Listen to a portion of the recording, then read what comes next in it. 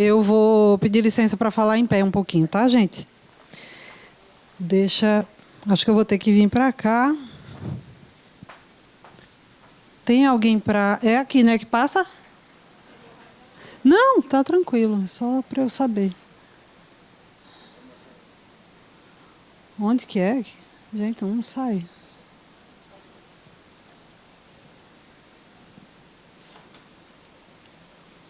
Ah. Então, esse é o nosso tema, né? Vou falar um pouco sobre o sindicalismo no judiciário, vou falar da experiência do coletivo Flor de Mandacaru, lá de Pernambuco, e da resolução da FENAJUDE. Eu sou Ana Carolina, né, mais conhecida como Carol. Acho que sempre é importante a gente falar um pouco de que lugar que a gente vem, como é que a gente vem parar aqui, como a gente viu de manhã, né, Manu? E aí eu venho, né, do Sindicato de Pernambuco, sou uma mulher nordestina, então esse é o meu recorte, né, uma experiência diferente da de vocês em alguns aspectos e em outros não. Eu venho do movimento estudantil, então já tenho uma experiência anterior de organização institucional, vamos dizer assim. Eu tenho uma filha de 10 anos que me motiva muito a estar aqui e a querer um mundo diferente para que ela possa não passar por coisas que eu passei. Faz 5 anos que eu estou no espaço do sindicato, já passei por uma diretoria enquanto departamento e como diretora de comunicação, estou no 2º mandato. Esses outros 2 aspectos eu vou deixar para entrar depois. Quem é a classe trabalhadora? Essa é uma pergunta que a gente já viu aqui de manhã e a gente já sabe um pouco da resposta, né? Existe uma classe trabalhadora universal, gente? Uniforme, igual, aquele sujeito, né, o homem branco da fábrica, é ele que é o trabalhador, é ele que representa toda a classe trabalhadora? A gente já sabe que não, né? Todas nós aqui somos classe trabalhadora. E quando a gente fala de judiciário, quando a gente pensa o judiciário, quem são essas pessoas que trabalham, que fazem o judiciário brasileiro? O relatório do CNJ, né, o que foi o mesmo que a Manu trouxe de manhã, que fala sobre o diagnóstico da participação feminina no poder do judiciário, nos diz que 58,2% da força de trabalho de servidoras, né, pensando na classe dos servidores do judiciário, são de mulheres. Então, isso quer dizer muita coisa para a gente, né? Nós somos a maioria, realmente, das trabalhadoras do Poder Judiciário. E, além de trabalhadoras, a gente acumula muitas outras coisas, muitas outras funções, né? A gente tem jornadas duplas e triplas, como a gente já viu aqui ser falado e como a gente sabe do nosso dia a dia, né? Não é nenhuma novidade para nenhuma de nós. E nesse espaço de trabalho do judiciário, que é um espaço extremamente masculino, né? Extremamente hierarquizado, difícil de com estruturas extremamente rígidas, né? A gente passa por muitas outras dificuldades que vêm da nossa condição de mulheres e de mulheres trabalhadoras, né? Cada item desse que eu coloquei aí, eu lembrei de uma pessoa ou de mais de uma pessoa que a gente já atendeu enquanto sindicato, né, com dificuldades. Era a mulher que queria um local de trabalho, um local no trabalho para amamentar o filho dela. Era que queria saber se podia ter uma redução de jornada para amamentar o seu filho. São mulheres que são mães de crianças com deficiência ou com transtornos de desenvolvimento, que necessitam de redução de jornada e que sofrem no local de trabalho com o chefe que acha que ela... Não, para que todo dia sair para a terapia do filho mais cedo? Está com preguiça de trabalhar? Né? A gente recebeu casos assim. Estou falando somente de casos que o sindicato recebe. Entendeu? E questão de assédio moral e sexual. A gente sabe, né, isso tem estatísticas, que as mulheres elas são as que mais sofrem assédio moral e sexual. Em qualquer ambiente de trabalho, no judiciário não é diferente. a gente também tem a questão do etarismo, né? A gente tem a dificuldade, né, que foi falado de manhã, mas que a gente tem, percebe também no judiciário, de lidar com as trabalhadoras e trabalhadores também, pessoas mais velhas, né, que têm dificuldade de lidar com toda essa avalanche de sistemas que o judiciário vem se modernizando, né, e vem trazendo, e que muitas vezes há dificuldade de se encaixar. A gente também tem a questão das mulheres com deficiência. A gente tem uma trabalhadora do Tribunal de Justiça de Pernambuco que é surda e ela não consegue intérprete. O Tribunal de Justiça não disponibiliza para ela um intérprete de Libras para que ela possa trabalhar. E aí o que é que acontece? Essa trabalhadora, ela não teve condições de ir ao local de trabalho porque não tem quem converse, né? Quem faça. E ela ficou em casa, ela ficou trabalhando de casa. E ela sofreu um procedimento administrativo disciplinar por inassiduidade. Então, e aí na audiência do procedimento disciplinar não havia intérprete de Libras. Quem levou o intérprete de Libras foi o sindicato, certo? Então, esse é o Tribunal de Justiça de Pernambuco. Imagino que não seja diferente aqui e nos demais locais. Mas, assim, só esse pequeno recorte para a gente ver o que é que a gente passa enquanto trabalhadores. E quem é que pode defender o direito dessas mulheres trabalhadoras, né, gente? Alguém me diz? Alguém arrisca um palpite? É o sindicato que vai defender essas mulheres, né? É nesse espaço que elas precisam encontrar, enquanto mulheres trabalhadoras, acolhimento, compreensão das suas necessidades e resolução, é claro, para os seus problemas, para essas dificuldades do dia a dia de trabalho. Essa foto é do nosso primeiro encontro de mulheres, né, do primeiro encontro lá de Pernambuco, em que a gente teve uma grande presença, inclusive, das crianças. Então, a gente trouxe, né, foi de 2022. Só que a gente tem uma dificuldade, né? Nem sempre essas mulheres procuram o sindicato, os sindicatos. Por quê? Porque, às vezes, elas não se reconhecem nessa direção, né? Essa direção efetivamente não representa. Eu ando esse Brasil inteiro, me reconheci muito na sua fala, dizer, não é fácil andar o Brasil. Olha, não é fácil mesmo. A gente vê muita coisa e a gente se cansa de ver, inclusive, os mesmos problemas em todos os lugares.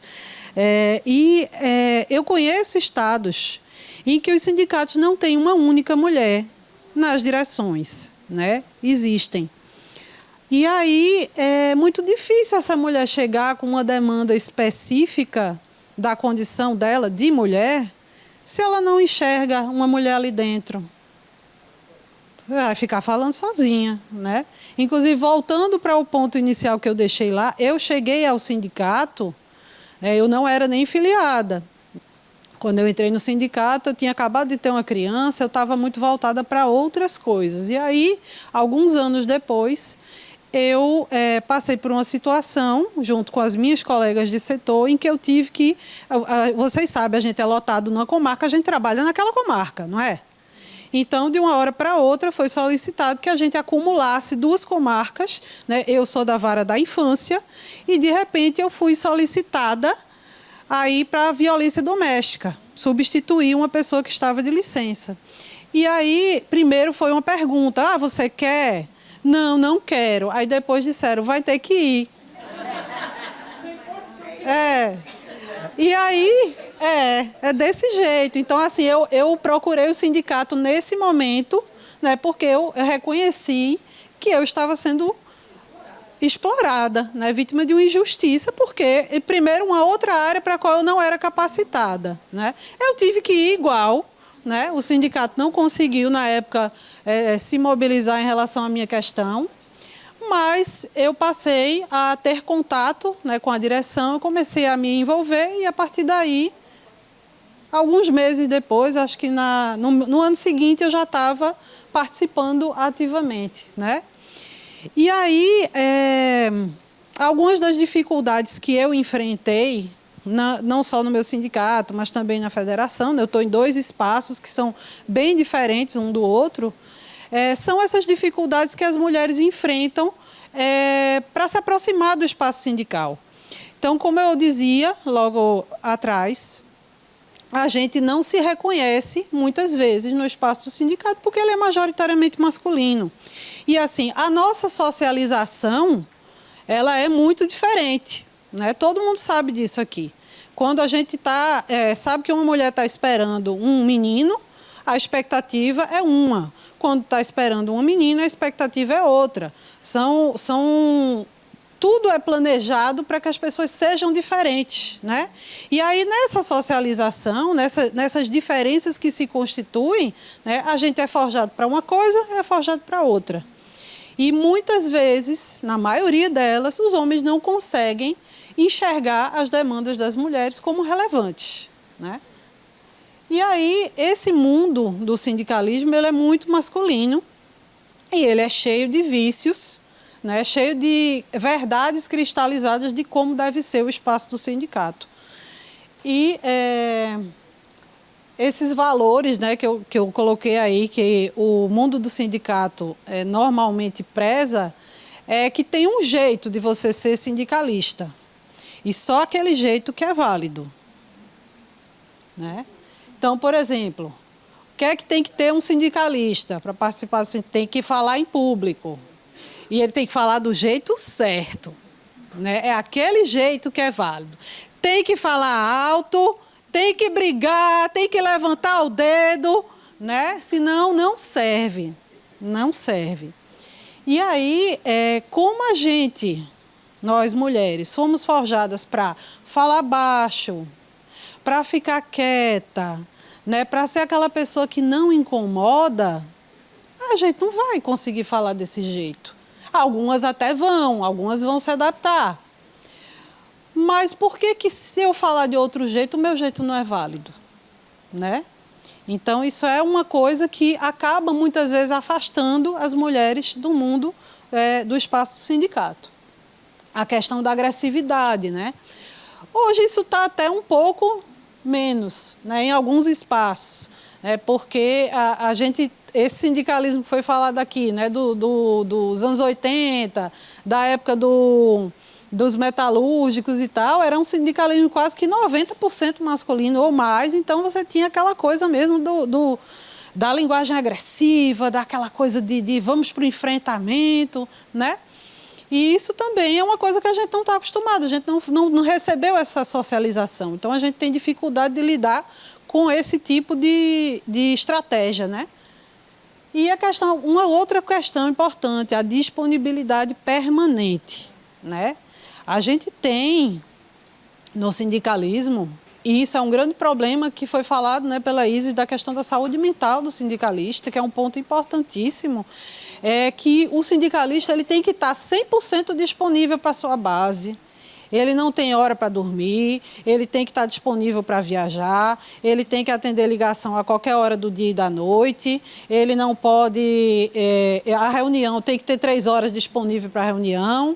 Então, isso é uma coisa que para a gente é difícil, porque a gente já tem duplas e triplas jornadas. Então, como é que a gente ainda vai...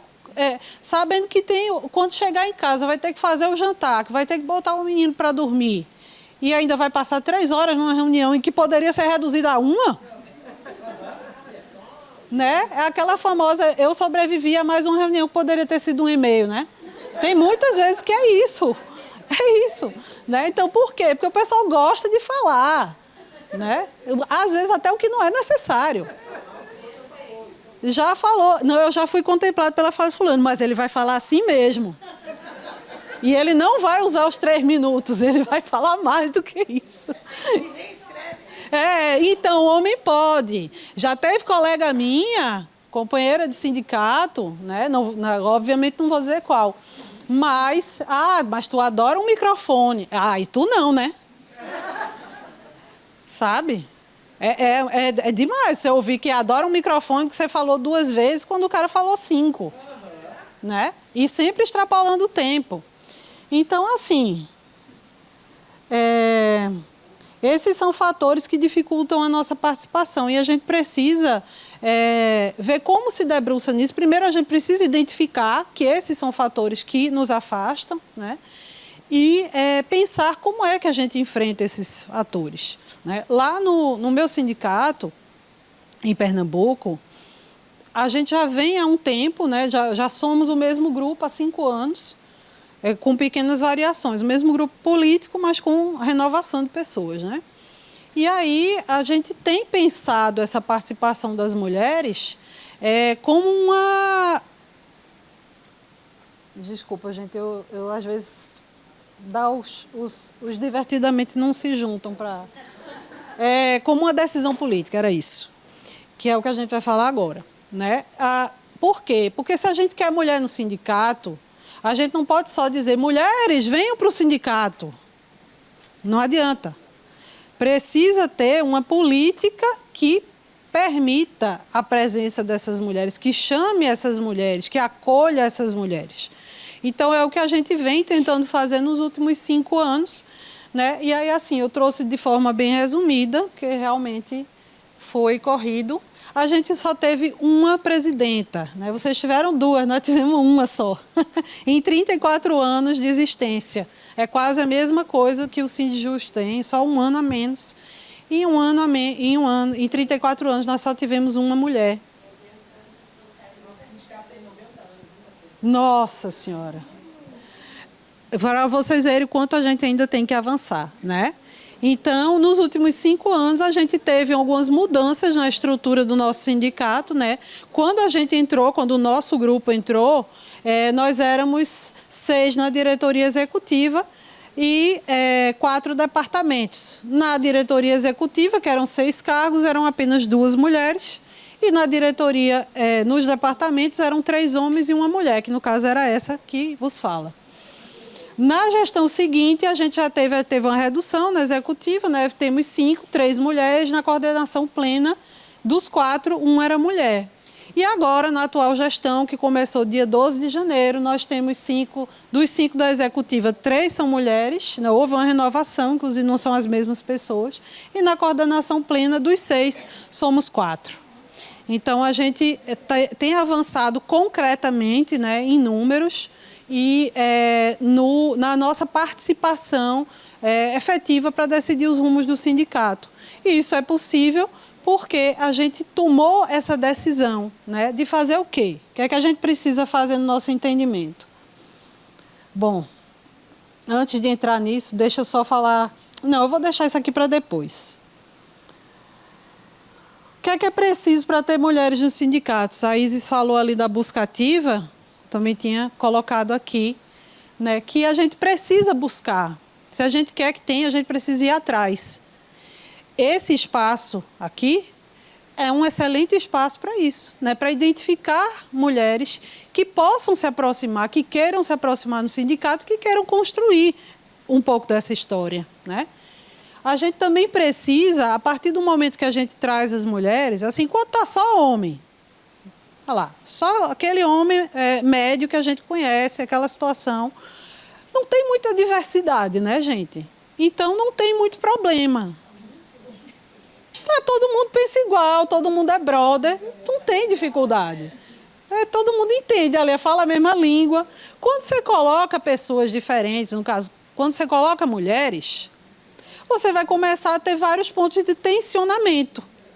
Porque você vai ter outras realidades ali dentro. Então, a gente precisa estar disposto a reconhecer que vai existir dificuldade, mas que a gente também se dispõe a superar essas dificuldades, né? Compreensão de que todas as pessoas têm qualidades diferentes e que é preciso saber aproveitar todos os potenciais. Então, eu tenho aquela mulher que ela não gosta de falar em público, que ela não quer falar em público de jeito nenhum. Se eu colocar ela para falar, ela vai se tremer toda, ela vai gaguejar, ela vai ficar nervosa e talvez ela nunca mais volte. Se ela for obrigada a ir, porque eu quero que ela fale, porque eu achei que está na hora dela falar. Então, a gente tem que respeitar.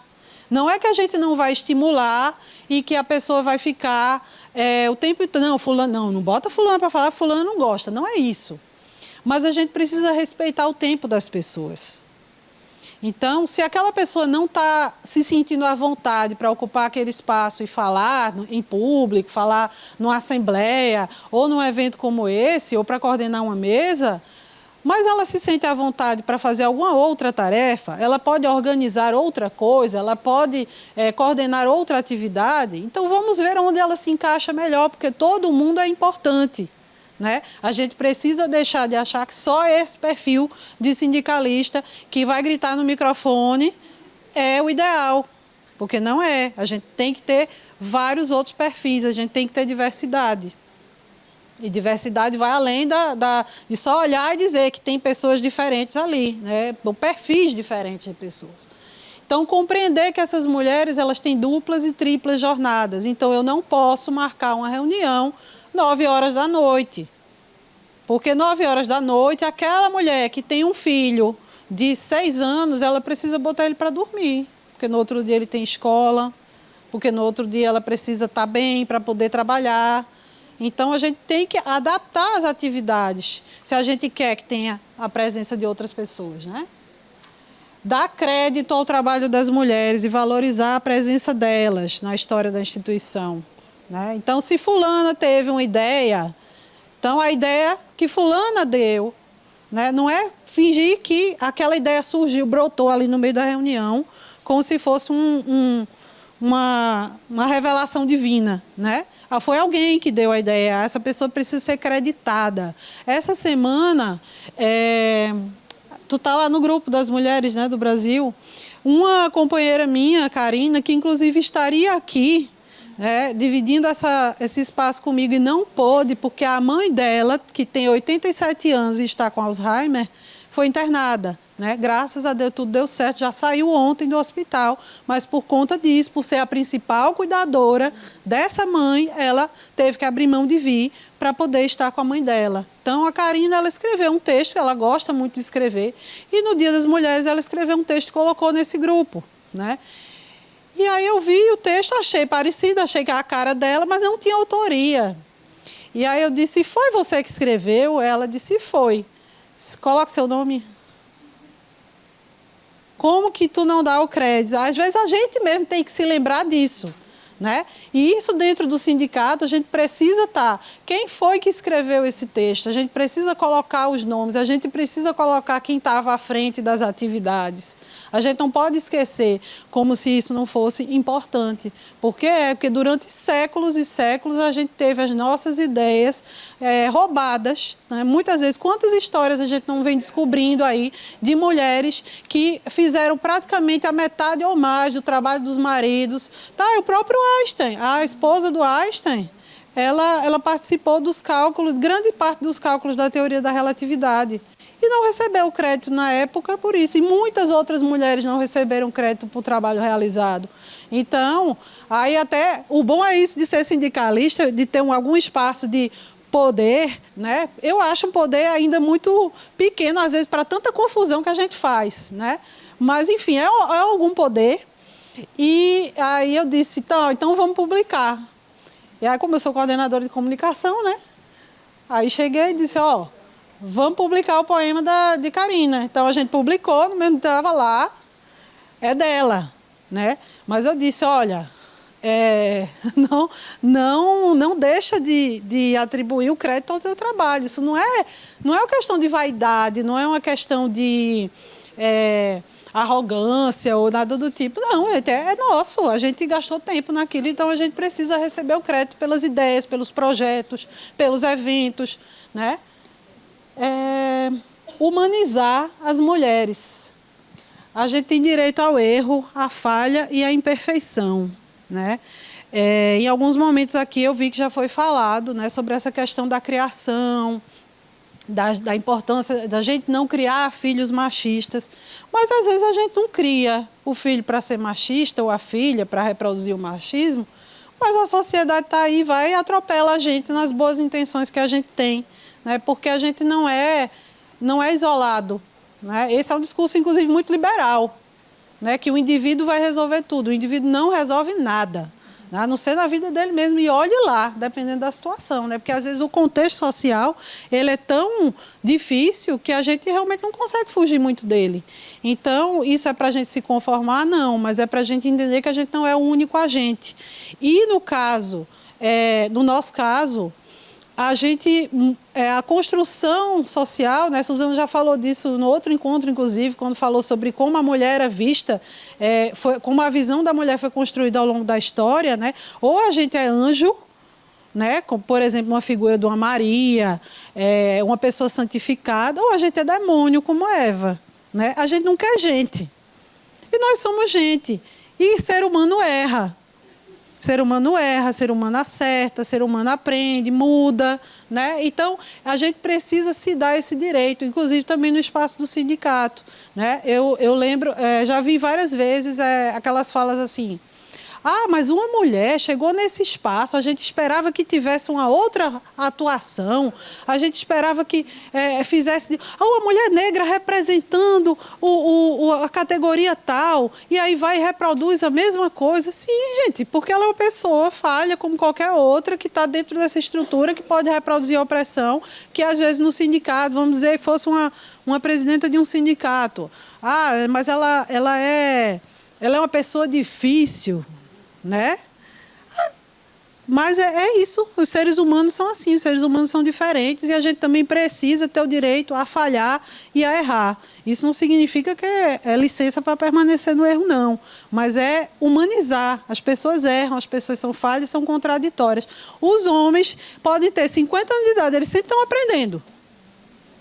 Quem é que já não viu isso aqui? Ah, não, mas ele está aprendendo, ele está em desconstrução, ele não sabe, gente, vamos dar o benefício da dúvida, vamos dar mais uma chance. E por que as mulheres não podem, se até hoje foram os homens que tiveram à frente do mundo e o mundo está desse jeito, é porque não deu certo, né, gente? É porque não deu certo. Então precisa mudar, a gente precisa tentar outra coisa. Valorizar a voz e o conhecimento das mulheres e a construção de outros modelos de mundo, né? Porque esse já deu. É isso, né? Valorizar aquilo que a gente fala, tem que ouvir, né? A gente sabe das nossas demandas, a gente sabe pensar a realidade. A gente não precisa que ninguém pense por nós ou que tente traduzir para a gente a realidade. Isso já aconteceu lá no meu sindicato, numa assembleia, que um ex-dirigente foi participar virtualmente e aí a colega tinha acabado de falar e ele pegou... Gente, parece assim, a gente quando vê essas histórias sobre homem palestrinha, né, a gente pensa que é até exagero, né, Mas não, ele fez exatamente aquilo que o pessoal disse. Não, o que fulana quis dizer com isso foi. E aí começou. E aí, o bom é que lá a gente já está muito atenta, né? Inclusive os companheiros, homens também. E de dizer assim, não, ela não precisa que ninguém explique por ela, que ninguém fale por ela. Se alguém tiver com dúvida, ela vai e explica de novo. Não é você que tem que explicar, sabe? Então, aos homens, o guerreiro aqui, né? O guerreiro que ficou até o final. Ouçam as mulheres, né? Ouçam o que as mulheres têm para dizer, porque as mulheres sabem falar da sua realidade, né? E essa questão da construção dos outros modelos de mundo, né? Eu falei lá que a gente tem que ter direito à falha, tem que ter direito à imperfeição, mas esses conhecimentos que nós adquirimos a partir da nossa socialização, que nos colocaram num outro lugar, né, que nos trouxeram isso que a gente valoriza enquanto uma qualidade feminina, foi falado aqui em outros momentos, né, sobre acolhimento, sobre a capacidade de compreender a demanda do outro, de ter mais empatia, são qualidades que a gente valoriza, não é? A gente não queria que outras pessoas também tivessem essas qualidades, principalmente os homens, né? Quem a gente mais vê que falta. Então, essas coisas a gente precisa... Essas coisas a gente precisa levar como uma reivindicação e uma proposta, né?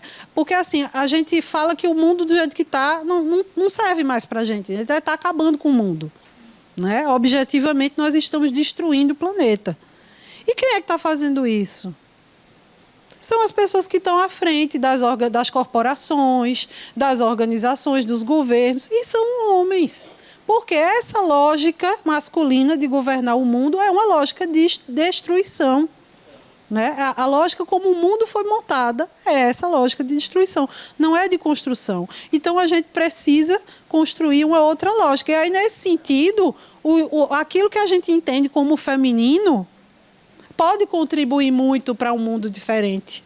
Né? Então, que a gente pegue esses valores que são positivos e que a gente possa utilizar isso nos espaços onde a gente está, que a gente leve um pouco disso para que a gente possa transformar. Né? E aí fomentar espaços de troca para as mulheres, os coletivos. Né? A Isis também já comentou um pouco aqui sobre a importância do espaço dos coletivos. E tudo isso aqui são coisas que a gente tem buscado fazer também lá no nosso trabalho em Pernambuco. Né? Que é fomentar que se criem esses espaços dentro dos sindicatos. A gente precisa de um espaço onde as demandas das mulheres sejam levadas, né? Sejam filtradas, né, de uma certa maneira, porque se você deixar isso num espaço maior, a gente se perde. E ali naquele espaço que todo mundo está entendendo, né, todo mundo compreende o que aquela mulher está trazendo, a gente tem recebido, depois que o coletivo foi criado, o coletivo tem 2 anos de atuação, muita demanda que nunca tinha aparecido antes. Então, porque agora existe um espaço onde essa mulher se sente ouvida, se sente considerada, né, onde se pode criar uma rede de troca. Então, a gente se reúne uma vez por mês, geralmente de forma virtual. Até hoje, a gente só conseguiu se reunir presencialmente uma vez, porque pegou o final de pandemia, muitas outras dificuldades para reunir as pessoas presencialmente, mudança de sede nossa, enfim. Mas a gente já sente, nesses 2 anos, uma mudança de quando começou para agora, da forma como essas mulheres se enxergam. Né? A gente fez a camiseta, essa camiseta é do coletivo. A gente tem um colar, que não é esse aqui não, eu não achei ele para vir para cá e aí coloquei outro. Mas é parecido com esse, que tem uma flor de mandacaru, que é o nome que a gente escolheu para o nosso coletivo, pintada. Né? Então, quando a gente vê a movimentação nas assembleias, as mulheres vão com a camiseta e elas vão com o colar. Então, assim, a gente começa a ter essa coisa do pertencimento, de se sentir parte de um grupo. Então, para a gente é uma grande satisfação de ver, né, isso acontecer. Mas é algo que se trabalha, né? São 2 anos de construção, a gente ainda tem muito que caminhar. Mas se a gente não tivesse começado, ia ter mais ainda. Né? Então, precisa começar, precisa se reunir, precisa que essas mulheres troquem, porque a gente sempre teve o direito à fala negado. Então, quando a gente encontra um lugar onde a gente pode falar, muitas vezes isso transborda, porque são muitos anos sendo silenciadas. Né? Então, a gente precisa valorizar esses espaços de troca para que a gente passe também, inicialmente, aquela fala que vem carregada de tudo que foi guardado e depois ela começar a ficar mais elaborada, mais propositiva, mais ativa. Isso é um processo, né, que precisa ser respeitado. E vocês acham que existe um perfil de sindicalista? Como um sindicalista ou uma sindicalista deve ser? Vontade de querer fazer justiça, a Silvia falou. Que mais?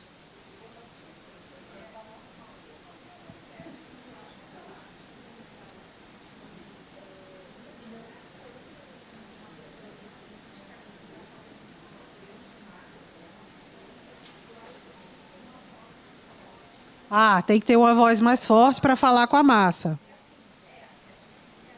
Sim, sim.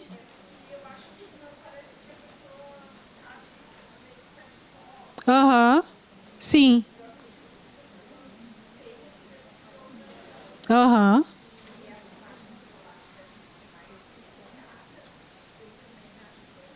Aham. Sim, com certeza.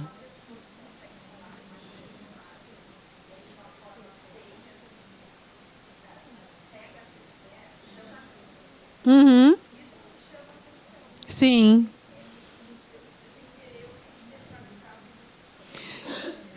Sim, mas existem técnicas, né? Existem técnicas de você chamar a atenção, é exatamente isso. Essas pessoas usam essas técnicas. Uhum, sim, sim. Eu coloquei aqui nessa foto estão 3 das nossas companheiras dirigentes lá de Pernambuco, né? Bem diferentes umas das outras, na mobilização do 8 de março, semana passada. E aí, assim, existe um perfil de sindicalista, sim e não, para mim. Não em que sentido?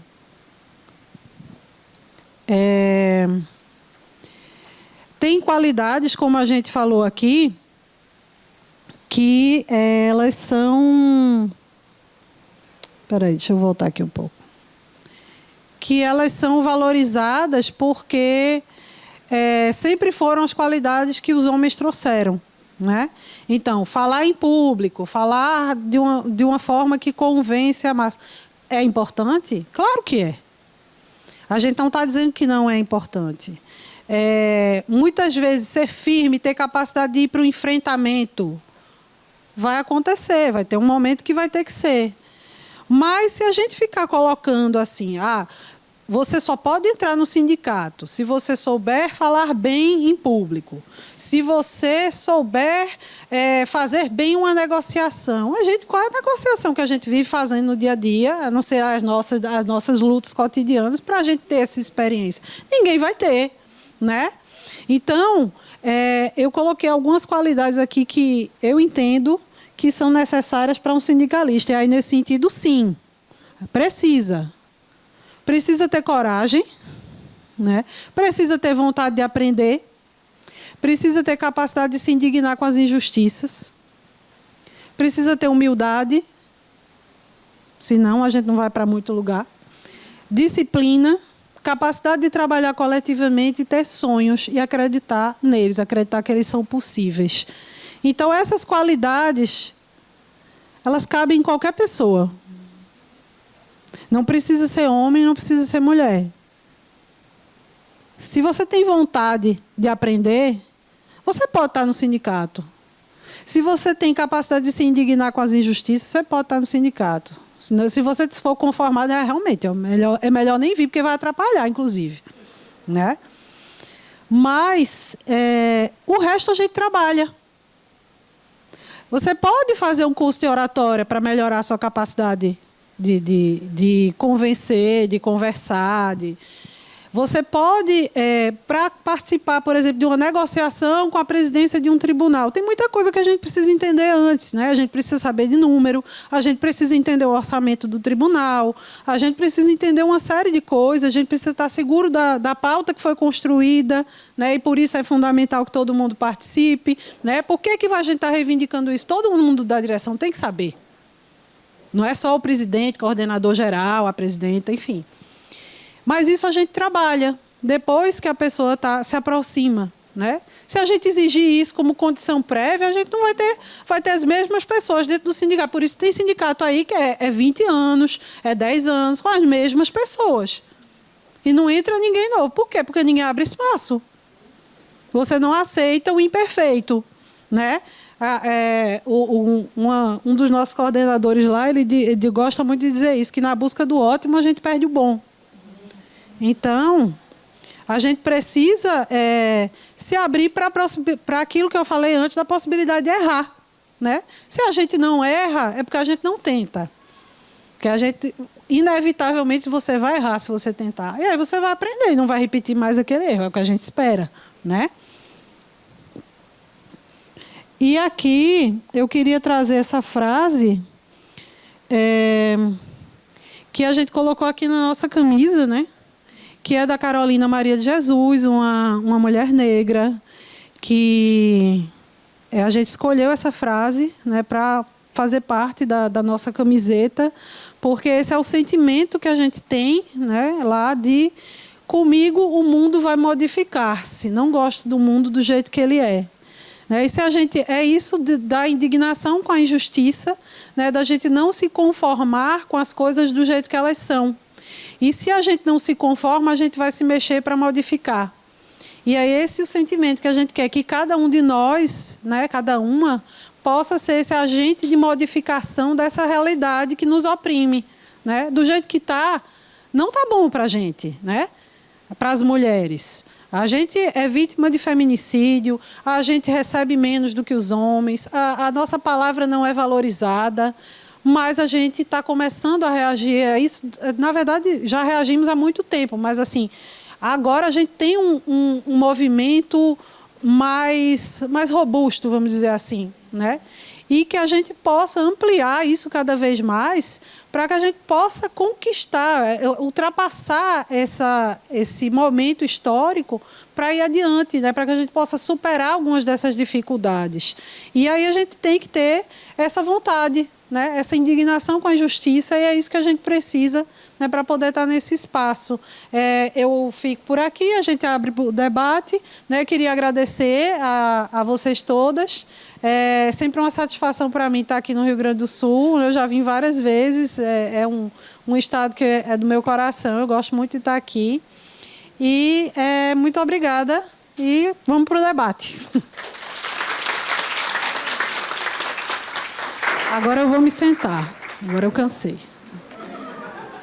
Muito obrigada, Carol, pelas tuas palavras. Muito inspiradora e aprendemos muito contigo. Agora, então, nós vamos abrir para os debates. Já temos a Janete.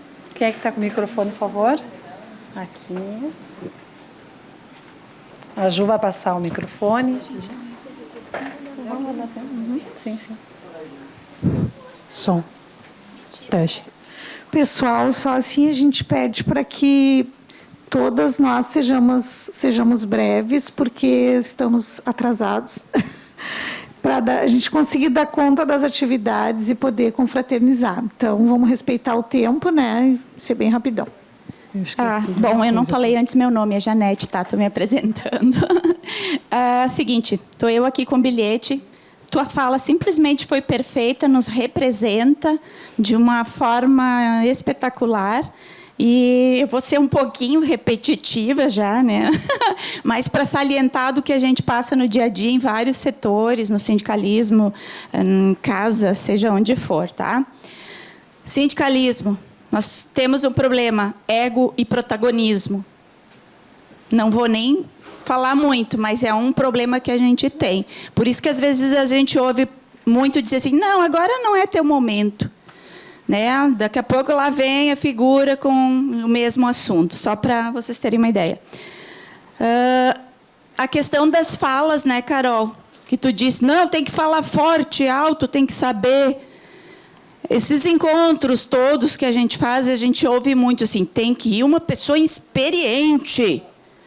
Né? Daí daqui a pouco tu fica 5, 6 anos e a tua experiência onde é que fica? Ponto. Não vou falar mais que isso. Questão do número das mulheres no espaço sindical. Não basta ter só número, tem que ter voz, tem que poder apresentar, tem que poder falar, nem que repita. Se tu está repetindo, lá no final tu quer dar a tua opinião. Eu posso repetir, por que eu não posso repetir? Né? Os homens podem.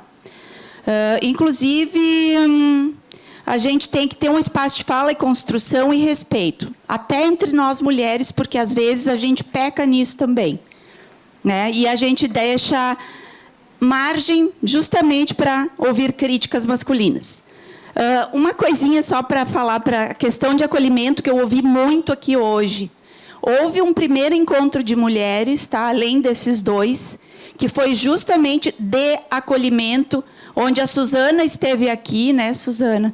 Palestrou para nós também, acho que a Carol só veio no segundo, né? Não, eu vi. Tu veio no primeiro também. E foi justamente de acolhimento. E a gente, de certa forma, às vezes foi criticada por falar em acolhimento.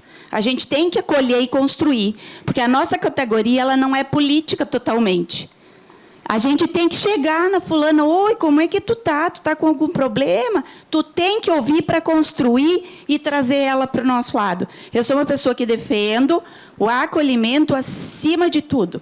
Não adianta ser uma feminista excludente. A minha palavra é de acolhimento em primeiro plano, de conversar, que nem diz a Carol, se reunir, nem que seja para ouvir o choro de quem está lá na fronteira, dizendo o seu problema. Eu e a Josi agora estamos fazendo os roteiros, a gente está fazendo muito esse acolhimento. Muito. E a gente está ouvindo as mulheres, principalmente, e os homens também. A gente ouve, acolhe e fala de todas as possibilidades e pede para vir até nós, até os meninos. Obrigada.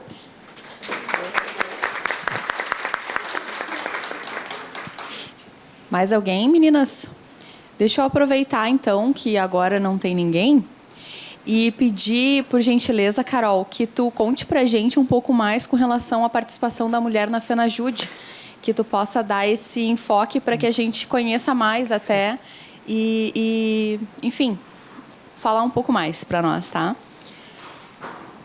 Mais alguém? Estão tímidas agora, as meninas?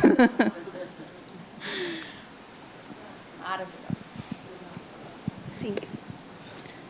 Oi, pessoal, eu sou a Patrícia, também faço parte da diretoria colegiada e, como as outras que falaram aqui hoje, eu também me emociono.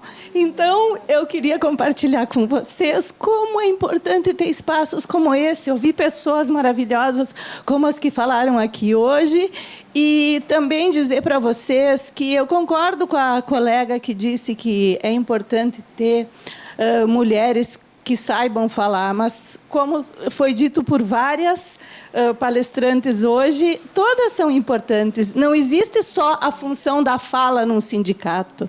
E para que se fale, nós precisamos de conteúdo. Então, o meu pedido aqui é por mais formação, mais aprendizado, mais oportunidades de estudo, mais incentivo. Assim, com conteúdo, tendo o que falar, nós nos sentiremos bem mais à vontade para pegar o microfone e vir aqui e dizer alguma coisa para vocês. Tá bom?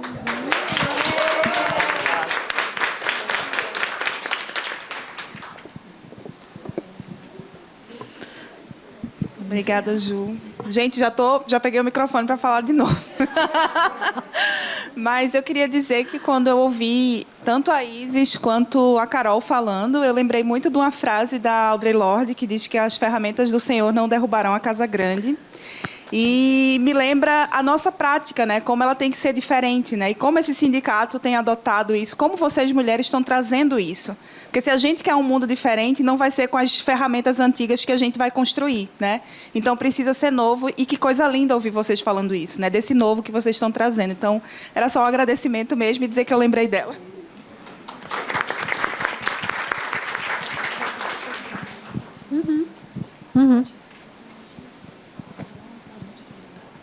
Eu acabei esquecendo de falar da FENAJUDE, inclusive. Vou falar agora. Tem mais alguém? Não. Certo. Eu fui e voltei e acabei me perdendo aqui. Esqueci de falar da FENAJUDE. Carol, só para te tranquilizar, eu imagino que o que tu apresentou se expresse em grande medida. Sim. Na própria FENAJUDE. Então. Ai, gente. Então, né? A FENAJUDE hoje, a gente tem a FENAJUDE é a Federação Nacional das Trabalhadoras e Trabalhadores do Judiciário Nacional, né, dos estados. E aí a gente tem atualmente, eu acredito que 27 sindicatos filiados do Brasil inteiro. Somos uma coordenação colegiada, composta por 17 pessoas, temos 3 coordenadores gerais e os demais são coordenadores de pastas específicas. E eu sou coordenadora de gênero, etnia e geracional. Então, eu faço hoje esse trabalho de fomentar a formação das mulheres, fomentar a criação de coletivos, né? Isso é uma atribuição da minha coordenação, fomentar debates e tudo. Das 17 pessoas que são coordenadores, somos atualmente 4 mulheres apenas. Éramos 5, uma delas saiu, felizmente saiu para ser secretária de Estado lá no Amapá, que foi a Anne. Mas a gente tem um debate hoje na FENAJUDE que é muito importante, né? E aí eu sei vai ter congresso em junho, então eu sei que muitas aqui vão ser delegadas, provavelmente, e é importante a presença de vocês, né, nesse debate. A gente está fazendo um debate dentro da FENAJUDE sobre a importância de respeitar a cota, que na FENAJUDE é de 30%, né? Mas a gente quer fazer o debate da paridade. É um debate que ainda é difícil, sim, gente, é muito difícil falar. Fala em paridade, parece que está falando um monstro. Porque, e recentemente a Federação dos Federais aprovou a paridade. E aí a gente ainda tem muita dificuldade com esse debate das mulheres, ainda tem muito essa questão da... A pauta é identitária, a pauta está dividindo o movimento. Então, a gente precisa que as mulheres façam esse debate, né, dentro do nosso congresso, que vai acontecer. Aí já falei com a Maís nesse sentido, para a gente conversar um pouco mais sobre as coisas que a gente está querendo fomentar, né, que a gente precisa que respeite a cota que existe atualmente para poder fazer o debate. A gente precisa falar da forma da permanência, porque não é só a entrada, tem muita forma de permanecer, porque aquelas atitudes que eu falei lá no início, e tem duas coisas que os homens do movimento sindical sabem fazer muito bem. São duas estratégias diferentes. Uma é o silêncio e a outra é a agressividade. As duas são igualmente destruidoras, né, para a gente. Então, muitas vezes, a gente faz um encontro nacional, a gente produz um manifesto. Eu vou ler o manifesto para vocês, tá? Tá lindo. A gente fez várias reivindicações e silêncio. Sabe aquele grilinho? Cri, cri, cri, cri. Nada. Nenhuma palavra. Então, assim, a gente luta contra isso, né? E precisamos da presença das mulheres debatendo e se posicionando, dizendo que a gente precisa respeitar a participação das mulheres. A gente teve a apresentação de 2 teses no congresso passado, nenhuma delas falava de mulheres. Nenhuma das 2. Então, assim... não, só troca o endereço, é igual em todo canto. Isso eu não sei se eu fico em parte feliz, porque pelo menos está todo mundo no mesmo barco, ou triste, né? E aí, essa é a situação da FENAJUDE atualmente. A gente precisa realmente que os estados, a federação é importantíssima, gente. O trabalho que a federação tem um potencial de fazer, a gente vê, o trabalho da federação fomentou a criação do coletivo de Pernambuco. Eu viajei esse Brasil inteiro, conversando com mulheres, falando sobre a importância de fazer trabalhos formativos como esse, né, de fazer de fomentar a participação das mulheres nos espaços. E esse trabalho ele precisa ser potencializado. Então, eu não estou dizendo aqui que porque a gente tem dificuldade não é importante. É muito importante, exatamente porque a gente tem dificuldade, porque a gente sabe o potencial que tem uma federação de trabalhar questões em todos os sindicatos, né? Com uma formação, você fala para o Brasil inteiro, né? Então, a gente precisa realmente que haja essa participação.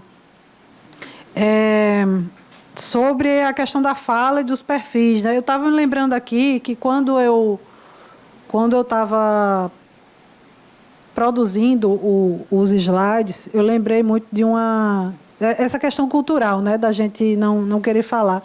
Eu lembrei de um filme que acho que todo mundo aqui viu, A Pequena Sereia, o antigo, o de 89, parece. Que ela diz assim, que o homem abomina tagarela, garota caladinha ele adora. Se a mulher ficar falando o dia inteiro fofocando, o homem se zanga, diga adeus e vai embora. Não vai querer jogar a conversa fora, que os homens fazem tudo para evitar. Sabe quem é mais querida? É a garota retraída, e só as bem quietinhas vão casar. Então, assim, a gente ri, mas em 1989... Estava essa mensagem sendo passada e até hoje ela está sendo reproduzida para as nossas crianças e a gente internaliza isso em parte, por mais que a gente diga que não. Aí chega aquela mulher falante, a gente muitas vezes se incomoda, né? Aquela mulher que chega, que fala, que domina o espaço, às vezes até a gente mesmo se incomoda, né? De ouvir uma pessoa segura de falar, uma mulher segura de falar. Então, essas travas elas só vão saindo com o exercício. né? A gente não tem fórmula mágica, não existe dom. Não existe dom. O que existe é exercício. Essa semana o Google me lembrou de uma foto que eu tirei lá em Petrolina, Pernambuco, no interior de Pernambuco, sertão, quando eu fui designada para ir para um evento do Tribunal de Justiça, que eles tinham aberto um espaço para o sindicato falar. Eu ia falar 5 minutos. Eu não dormi. Porque tinha o tema lá do encontro, aí eu me agarrei com o livro do Boaventura de Souza Santos, que era sobre democracia na justiça, o evento, e passei a noite inteira arrumando a minha fala, né? E aí, ano passado, eu lembrei, quando eu estive no congresso de vocês, aí eu estava sentada, conversando com as meninas assim no cantinho, ninguém tinha me chamado para falar, eu vim convidada mesmo, participar. Aí o Veleda me viu sem fazer nada e disse, vamos lá, né? Vai para a mesa, vai falar uma fala de saudação. Aí eu falei, tinha 5 minutos para falar. E eu falei. Era uma coisa impensável, 4 anos atrás, eu falar 5 minutos sem saber nem que eu ia falar, que estava na programação. Porque eu tinha que decorar meu textinho, eu tinha que levantar os pontos, eu tinha que saber o que eu ia dizer. Se alguém falasse na minha frente, como já aconteceu, falou que eu ia falar primeiro, irmão, me quebrou. Eu não sabia. O que é que eu vou falar agora que eu me programei para falar isso? Porque é a vivência, a gente vai vivendo e a gente vai aprendendo. Então, é exercício. Então, não se preocupem com isso, porque o que vocês são agora é totalmente diferente do que vocês vão ser daqui a 1 ano, daqui a 2, daqui a 3. É exercitar, né? A gente vai aprendendo, a gente vai entendendo o lugar onde a gente está e vai ganhando segurança. Hoje foi a primeira vez que eu falei em pé, tá? Eu nunca tinha falado em pé na minha vida. Eu disse, hoje eu vou me propor o desafio de falar em pé. Porque o homem adora falar em pé, né? Vocês já repararam? Como eles gostam de falar em pé, de andar e tal. Ainda tem o... Não, deixa eu ver como é. E... Então, acho que é isso, né? Os demais foram comentários. Eu pensei, o que eu estava falando contigo, Suzana, sobre, às vezes, as ideias passam, se a gente não fala na hora, a gente esquece. Eu lembrei de Audre Lorde, das ferramentas do Senhor, né? Exatamente isso. Porque se a gente quer construir um mundo diferente, a gente precisa fazer de uma outra forma. A gente não vai conseguir agindo da mesma forma que os homens agiram até hoje, né? A gente precisa fazer de uma forma diferente. Então, esse sindicalismo, esse sindicalismo precisa ter a cara das mulheres. Foi o que eu falei ali, logo atrás. Deixa eu ver aqui. Foi aqui. Quando eu disse que o sindicalismo precisava ter a cara das mulheres, não, então agora é só vou botar a florzinha no meu sindicato, Não, mas pode ser também. Pode ser. Sabe? Mas não é só isso. Mas, assim, se a gente quiser, tem que ter espaço para a criança, porque se você quer uma mãe dentro do sindicato, você tem que ter um lugar para receber essa criança. O meu sindicato tem um espaço para receber as crianças. E isso só existe depois que tem mãe dentro do sindicato, porque antes é claro que ninguém pensava. Por isso que tem que ter, né? Tem que ter mãe, tem que ter mulher que não quer ser mãe, tem que ter gente de todo tipo. Enfim. E, para finalizar, eu queria ler o manifesto que a gente produziu, porque esse encontro ele foi construído com muito carinho, com muito amor, sabe? O encontro de mulheres de Florianópolis. Foi o 2º encontro da FENAJUDE em nem sei quantos anos de existência, agora não vou me lembrar, para a gente fechar. E aí, certo. Deixa eu ver se eu consigo ampliar isso aqui.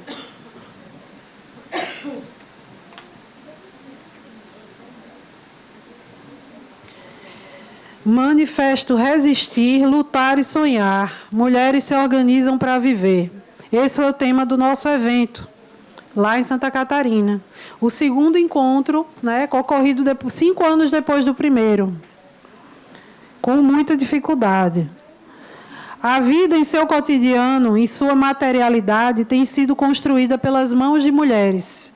A comida na mesa, a educação, a socialização das crianças, o cuidado dos idosos passam por nossas mãos. Mas não só isso, também o sustento das famílias decai cada vez mais sobre as mulheres, que acumulam um número sem fim de funções em suas jornadas de trabalho intermináveis e esgotadoras. Essa dinâmica, a qual temos sido historicamente submetidas, precisa ser compreendida como uma realidade de exploração que é própria do sistema capitalista e também do patriarcado.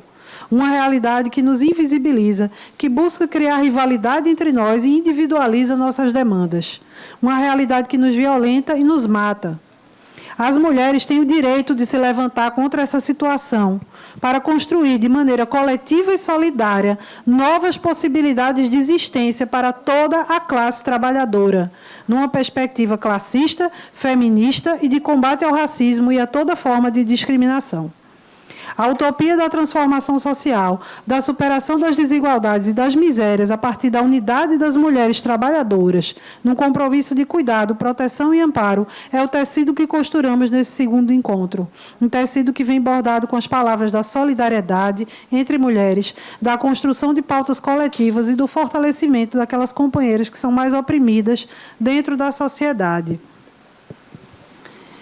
Espera aí, gente. Agora eu fiz uma coisa aqui que eu não sei o que foi. Como é que tá a temperatura? Tá bom aqui a temperatura? Deus do céu. Por isso, por fim, com a lã mais resistente, tecemos o nosso desejo de contribuir ativamente para a formulação das políticas relacionadas às condições de trabalho que atingem a nossa vida cotidiana e também a vida de todas as companheiras, que são a maioria das trabalhadoras nos fóruns de diferentes estados. Isso implica ocupar os espaços dos sindicatos estaduais com protagonismo, bem como da FENAJUDE. Para tanto, é fundamental construir dinâmicas de organização sindical que permitam a participação das mulheres, tendo em vista todas as responsabilidades relacionadas à reprodução social que recaem majoritariamente sobre nós. A exploração a qual temos sido historicamente submetidas na organização da sociedade, com a cooptação de nosso tempo para as demandas domésticas, tem sido usada como justificativa para não ocuparmos os espaços nos sindicatos. O apoio dos companheiros à luta feminista por igualdade deve estar ancorado em ações concretas de reparação, e estas devem começar pela construção da paridade de gênero e raça dentro dos espaços sindicais, sendo que o primeiro exemplo precisa ser dado pela FENAJUDE em sua próxima eleição. A coordenação da FENAJUDE deve ter pelo menos 50% de coordenadoras mulheres. Este é um manifesto de linhas e sonhos que se cruzam, tecido feito de amor, esperança e ira. É um manifesto memória do passado e do futuro que ainda vamos construir com nossos corações, envolvendo em fios de coragem toda a vida que passa pelas nossas mãos. Resistir, lutar e sonhar. Obrigada, gente. Eu não li o manifesto na íntegra, depois eu posso disponibilizar. E aí vocês leem, porque tem inclusive uma parte resolutiva, né, que fala sobre ações que podem ser tomadas pelos sindicatos para fomentar a participação das mulheres, que é bem importante. Às vezes a gente não precisa inventar muita roda, a gente só precisa seguir aquilo que já está, né, que já foi construído. Então, está disponível o manifesto.